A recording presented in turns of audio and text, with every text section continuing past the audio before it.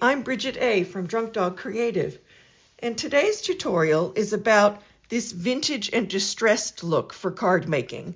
So it's more about the techniques and the structure of the card than the actual design. Before we start, I am going to say that I am using some retired stamps from Stampin' Up! And some stamps from my stash. So they're not products you can find from Stampin' Up! At this point, but it's not about the actual design, it's about the structure and the techniques. So this is a thank you card that I made, although you can change the sentiment to anything. I'm going to show you the techniques I used to do this. This uses a few basic colors. The cardstock is Petal Pink, Early Espresso, and Very Vanilla. The stamp inks I'm using are Petal Pink, Early Espresso, and Crumb Cake. And I'm using our Stampin' Blends markers in Petal Pink and Old Olive. So those are the colors I'm using. And if you give me a minute, I will get the cardstock out and give you the cut plan. All right, here is our cut plan. Now, I'm going to give the instructions in metrics, but there will be subtitles for the US sizes. And if you go to drunkdogcreative.com, my blog, all the written instructions for both card sizes will be there. So our card base will be 210 millimeters wide by 148 millimeters tall, scored at 105 millimeters, and that gives you a metric A6 card. The US instructions will give you an Imperial A2 card, which those are the two standard card sizes. So that's the card base. The what I call mat 3, or the front mat, will be 40 millimeters wide by 118 millimeters tall. And then we move to the Very Vanilla cardstock. You have mat 2 and your inside writing panel are the same size. So they are 95 millimeters wide by 138 millimeters tall, and you need 2 pieces of those. And for the front, very front card front, you need Very Vanilla that is 75 millimeters wide by 113 millimeters tall. And you need just a little scrap piece, usually about 20 millimeters tall, but this is for your sentiment, so it completely, 20 millimeters. So it completely depends on what sentiment you're putting on the card, but just have a scrap piece of that Very Vanilla available. And then of the Early Espresso, there are 2 pieces the same size. One is mat 1 and one is the inside mat. And they are 100 millimeters wide by 143 millimeters tall. So that's your cut plan for this card. And I will be back in a second to show you how to put it together and to show you some of the distress techniques we're going to use. The first distress technique is creating this embossed and inked background mat. Now for this, I've used the Stampin' Up! It is the Damask Designs embossing folder. This is brand new in the current 2025-2026 catalog that just got released. You can buy it separately or as part of a suite of products. But I love that it had that old world damask look, and I thought it was perfect for this type of vintage or distressed card. So I'm going to open the folder, and I'm using my Stampin' Pad because if I get ink or glue on it, I can just rip a sheet off. This grid paper is brilliant. It also has the grid marks to help you line stuff up and to make notes and things. It's just fabulous.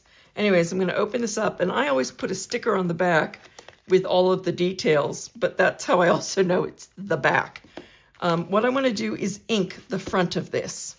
So, because I'm right-handed most of the time, I'm going to take my Crumb Cake. So any sort of mid-brown, beige, light brown kind of, any ink color that's kind of a mid-tone that goes with whatever papers you're using, I'm going to ink up, just press it on here, and this is going to get on my grid paper, which is fine. I'm just going to ink this up by tapping it on. It doesn't have to be real even. Doesn't matter if it's even or not. I'm going to close my ink pad tight. I'm going to take my mat and I'm going to place it face down, aligned but in the middle.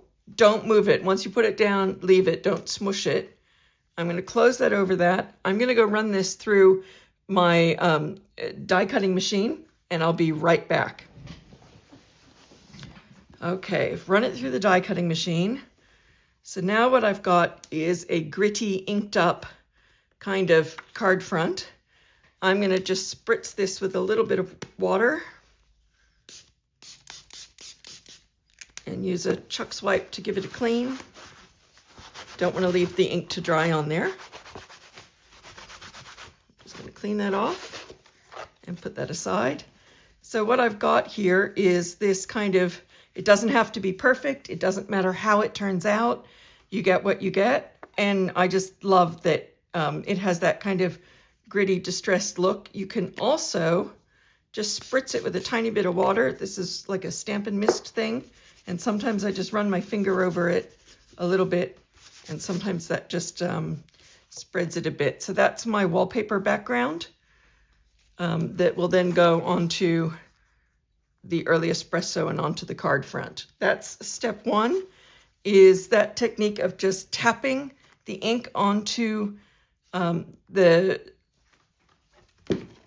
embossing folder, and you want it on the front of the card, and then run it through the embosser. It will emboss the design, but also leave this kind of distressed layer of ink that isn't perfect, and it's not meant to be. That's the great thing about vintage or distressed look, is there's no mistakes. Everything is beautiful. I learned that when I learned to do saori weaving. There's a theory in saori weaving, which is a Japanese form of weaving, that there are no mistakes and every piece is beautiful regardless of how it turns out. And I love that philosophy because I do tend toward being a bit of a perfectionist in a lot of areas of my life. So however that comes out is how it comes out. So that's the first technique, is using ink on your embosser. Now, you can also use a brayer to rub the ink on that, and that's fine too, but that'll give you a more even effect. For this kind of distressed vintage, we want it to look aged, then you're better off using just tapping the ink onto it. So there's one technique. The next bit is about distressing the very front of your card. And what I'm going to do first is stamp my images and color them in, whatever they're going to be, before I distress the edges. So I've decided for this, I'm using a block of writing, and I don't even know what brand this is. I've had it for that many years, but it's a nice big block of writing. And I'm going to use the crumb cake again. Now, let me show you something. When I made another card first, I made this one, and I used the early espresso for the writing and the flowers. And what I found, and there's nothing wrong with this, so you're welcome to do this, but I found that it was just a bit too busy. And with the writing being the same as the flowers, it kind of took away from the flowers or whatever design you're going to stamp. So I went a shade lighter to the crumb cake, and I think it just makes, if you see them side by side, I also changed the size of this. So again, you can play with that however you want, but I think this makes the card just pop a bit more. Again, personal preference. But for this technique, I'm going to use the crumb cake, and I'm going to just, again, lightly tap it all over my words.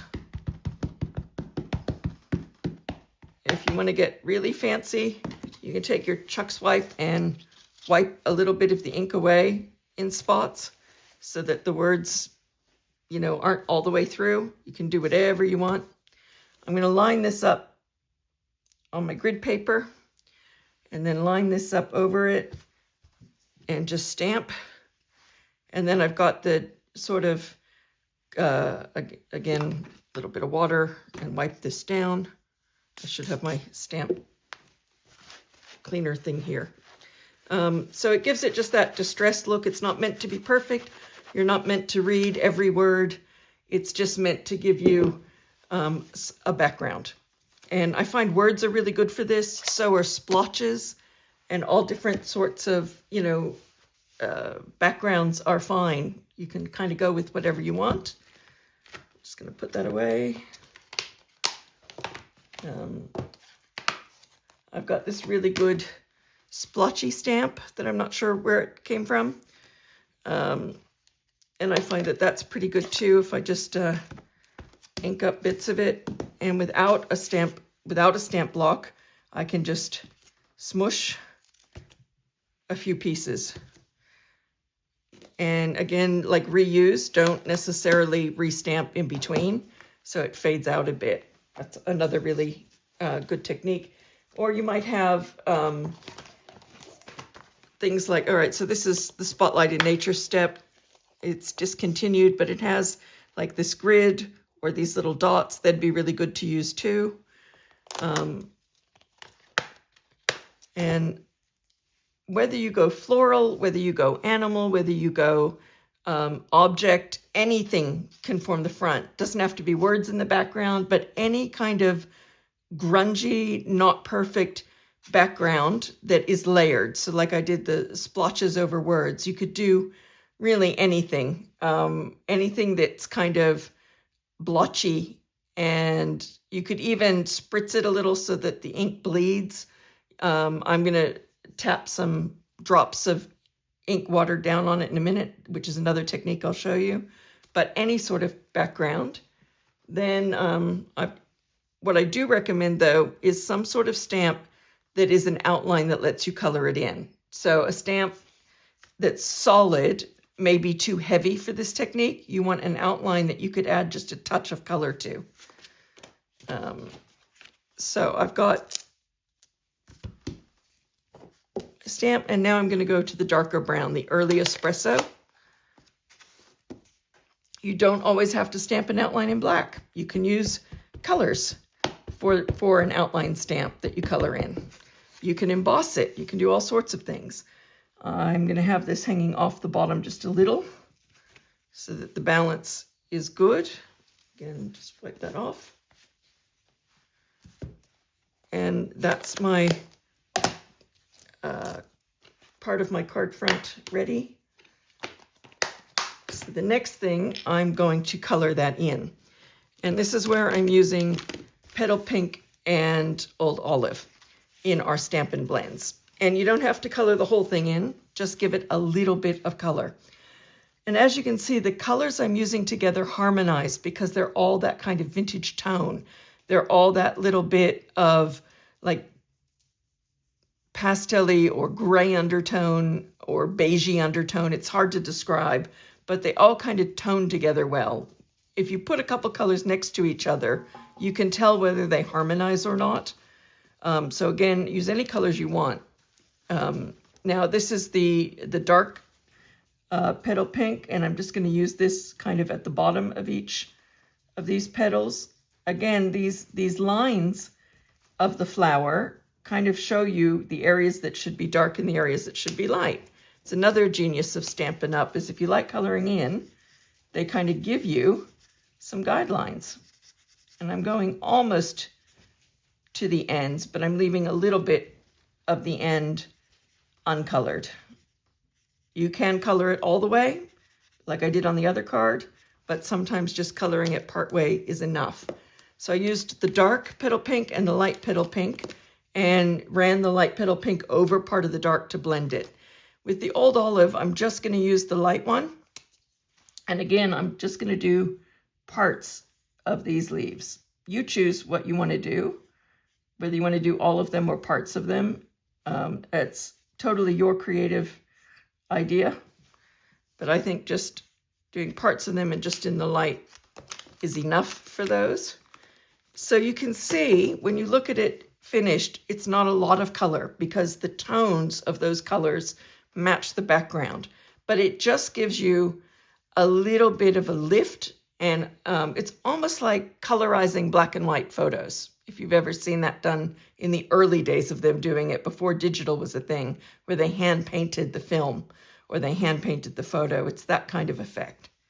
So now that my front is ready, I'm going to distress this piece. And I need a couple of things for that. I want my early espresso, my darker ink.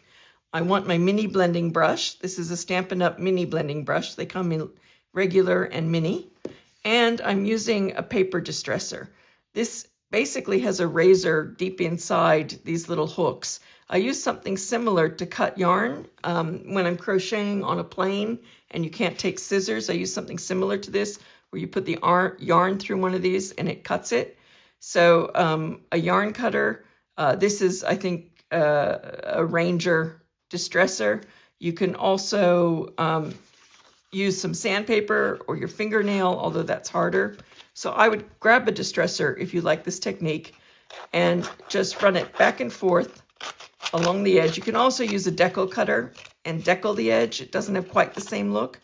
The corners are hard to do, so you want to pay a little attention to them. And you want to just really rough up each side.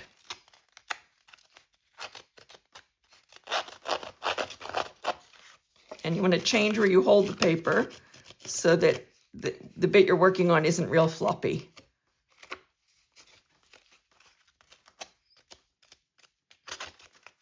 Just back and forth, rough it all up. It's going to shed everywhere, so don't open your ink under it. Keep your ink closed during this part. And it doesn't matter if your hands put little crinkles in it. This is meant to look tattered.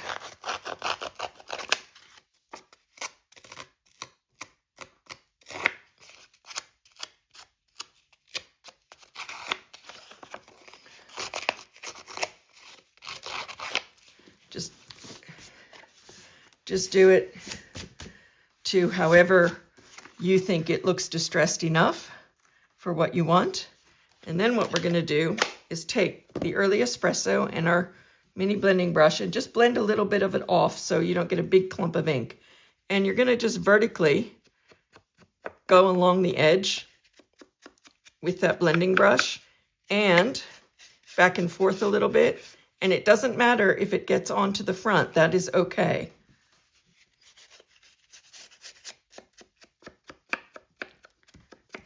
And you're just going to darken that edge.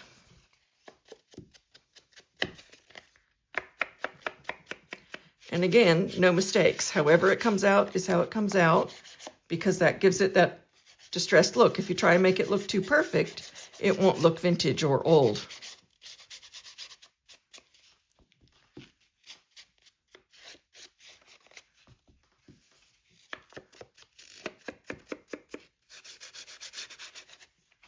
I hope that's still in camera, sorry.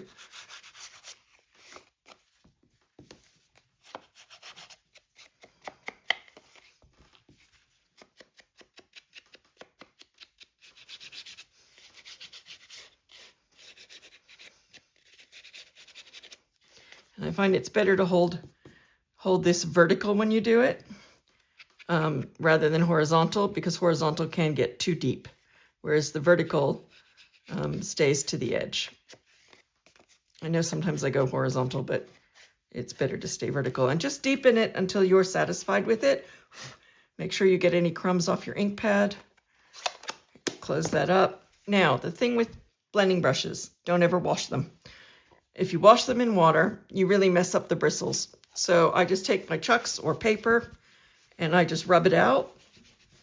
And I have one brush for each color family. So one for all the reds, one for all the oranges, yellows, blues, greens, one for the pinks, one for the purples, and one for the neutrals. So all of the browns and beiges. And if you just rub it out and let it dry, the ink should not transfer if you go to use a different color from the same color family. So once that's dry, I'll show you on the lighter brown and show you how it goes. All right, so now I've done all of that distressing on that. I'm also going to splatter some paint drops on it just to make the background that little bit more interesting.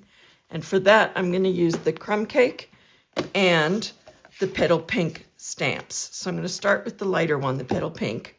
I'm going to open it and then just close it part way. And I'm going to put a little bit of water in that tray, and with my paintbrush, pick up some ink and mix it into that water. You do want this very watery because you want to tap the brush and have it splatter, but you want enough ink in there that you can see the splatter. So then I'm going to just tap this. Definitely have some grid paper or something under it because it does splatter everywhere. So I'm going to splatter some petal pink drops and then just wipe the brush on my Chuck's wipe, dry up the excess watery ink from there, close it, and I'm going to repeat it with the crumb cake.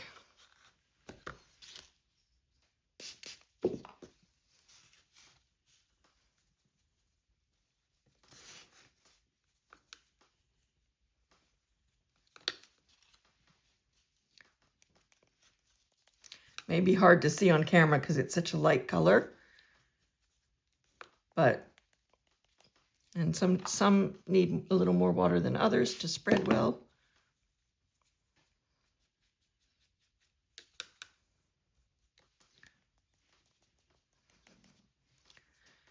And I spatter it over the design so some of the drops land kind of on top.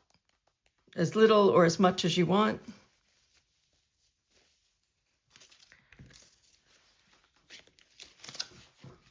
So I bet you didn't know that that was for watercolor techniques. Okay, so there's my front sort of done. The last thing I'm going to do is spritz it with a little bit of water and dry it off to give it just a little bit more spread. All right, so I'm going to take my water spritzer and just spray a little bit of water on it and then use my heat gun. And this also adds kind of a crinkliness, can add a bit of crinkliness to the paper, depending on how wet it is. That also helps the distressed look.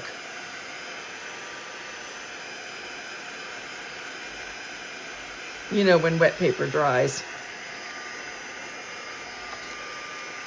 You do both sides to not bend so much. And the same, I probably would have done this as soon as I pulled this out of the embossing machine, but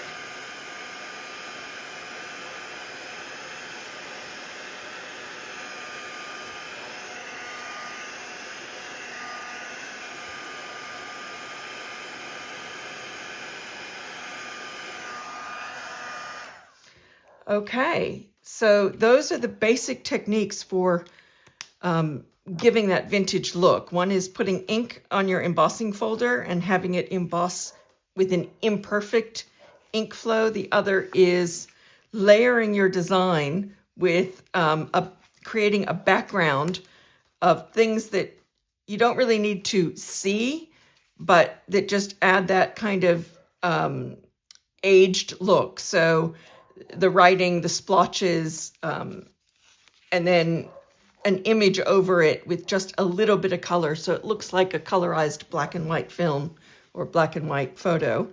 And then distressing the edge. Again, this is the easiest way to do it, is with a distresser, and a lot of yarn shops will sell them for cutting threads. Same thing. It's basically a round razor around there and only accessible through these points. And as you can see, you can't get a finger in there. Well, not my fingers anyways. So it's just like a safety razor. And I use them to cut thread, but also to distress paper. You can also use your fingernail, which is harder, or sandpaper, or you could use even a decal cutter or a decal die. But I find that actually roughing up the edge and then coloring it with your blending brush with the darker ink is the best way. So now that we've put those techniques together, let's assemble the card. And before I do that, I'm going to remove my very decorated sheet because I don't want to get any ink transfer onto the rest of the card. So I'm just going to take that and put that in the recycling and start over. That's why I don't know if you can see this, I love these grid pads. They're double-sided too, so you can just turn it over. Fabulous for this. All right, so let's assemble the card, shall we? It's up to you whether you use glue or whether you use tape. Doesn't matter, whatever you're most comfortable with. But the first thing is we're going to put our mat 1 onto the cardstock base.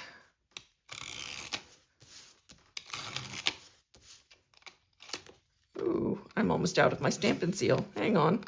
Oh no. All right, I'll be back in a sec. All right, I can't find a refill for it, so I'm going to go back to the ATG, which is really expensive. All right. So if you're not good at lining up, the grid paper can help, but you just put that on. And then the next thing I'm going to do is the distressed wallpapery kind of matte.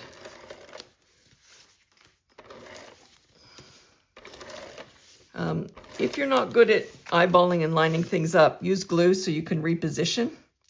If you are used to it, then tape is quick and efficient. All right, so that's the card base done. Then I'm going to assemble my front. What I'm going to do is turn it over, and on the right side, I'm going to put a couple of strips of tape, which is now the left side, and I'm going to line it up on this mat so that I have fairly even spacing around. It's a half mat. Now you could do a full mat, that would be fine too. I just really like the half mat for this look. And then you're going to put it on here, but what you're going to do is flip it over again, and you're going to grab some dimensionals, which I have somewhere. And I'm using my Take Your Pick, which by now you know is my absolute favorite ever tool. And I'm just going to pop a couple little dimensionals on the edge that doesn't have the card so that the height difference, I know it only seems like a millimeter, but it actually matters. So some dimensionals. These are like the easiest foam dots to use ever. They come in this size, mini size, and in black, and they're worth every cent. They are brilliant. And then I'm going to put some tape on the petal pink side. And then I'm going to center this. And I'm centering it the whole way across, not just this piece, and up and down from the widest point. So, oh yeah, silly me, forgot to take that bit off. And that's what also makes these dimensionals great, is that these little tabs are so easy to take off, even with no fingernails. Okay, put those down. So now that has a bit of dimension to it, because it, I don't know if you can see, it lifts it there to be even with the other piece of paper. And that's your basic assembly. The inside, again, very easy. You take your inside mat, which is the early espresso, glue or glue tape.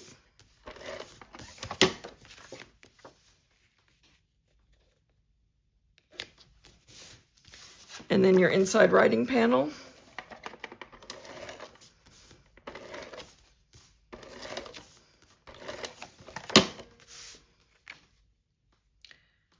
Now, you can do all sorts of things with this. You can cut the corners using the trio die.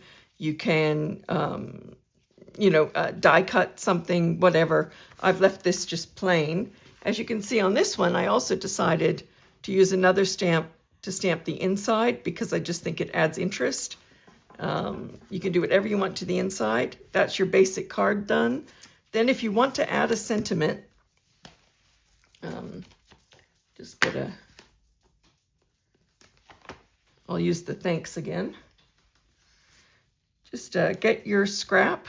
And again, how long will depend on your sentiment, how tall will depend on your sentiment. For this particular sentiment, 20 millimeters tall was enough, and I'll cut it to size after I've stamped this. So I'm going to just stamp it near the end. If I use the grid paper, I can get it fairly even. Press that a little too hard, but we won't redo it. And then I'm going to just grab my paper trimmer and trim it. Can't help myself, I am going to redo that. See what I mean about perfectionist tendencies? Oh, turn it over.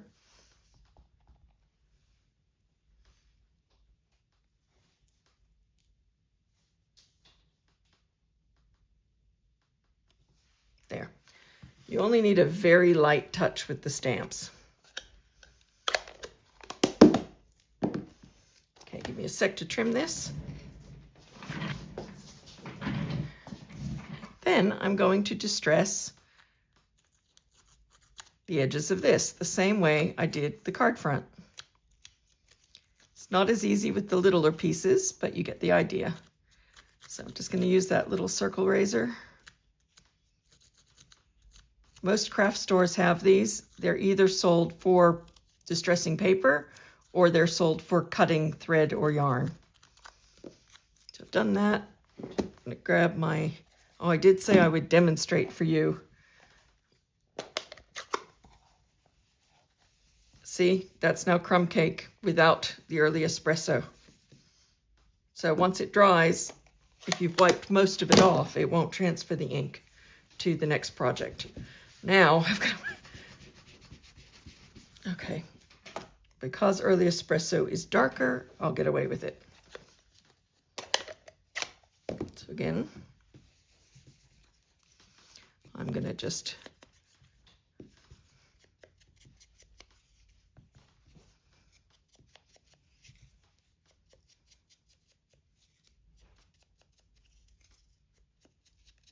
and the splotches don't matter because it's got that vintage, you know, old distressed look. And that's all part of it.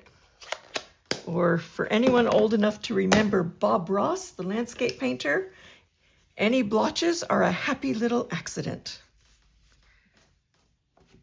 I'm showing my age now. I'm going to grab these dimensionals again, and I'm just going to pop 2 on the back.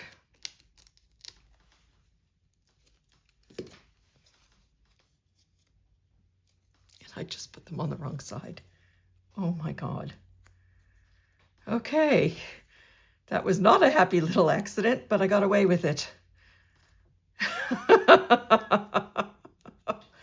All right, I'm leaving it in. We all make mistakes. It's all good. And then you can decide, you know, where you want it. There, there. I think on this particular card, I'll put it there. As you can see, it just depends on the mood. I put it on the other side on that one. Put it on that side on that one. It can overlap things. That's fine. So there is your vintage and distressed card using some techniques. Again, use any colors you want. Use any stamps you want. These were just ideas to show off the technique. I am ordering some stuff from the new catalog, and when it arrives, I'll try to do one of these again with some of the current stamps, but I couldn't wait to get this little tutorial out there. So there you go. Happy inking, everyone, and thanks for watching.